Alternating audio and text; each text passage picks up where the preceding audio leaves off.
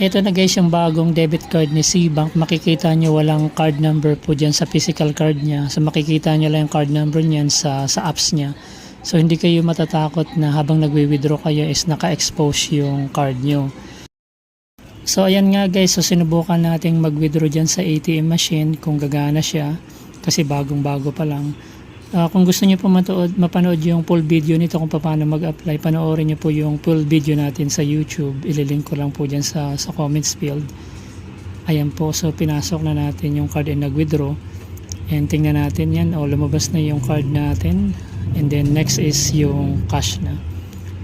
So guys, ito na po yung bagong debit card ni Cbank. Promo lang po, 99 po lang natin makuha. And pwede nyo po pong mabawi yung 99 sa cashback niya. Once na ginamit nyo po yan ng 5 times sa pag-purchase. And ang kagandahan, may mga cashback pa siya.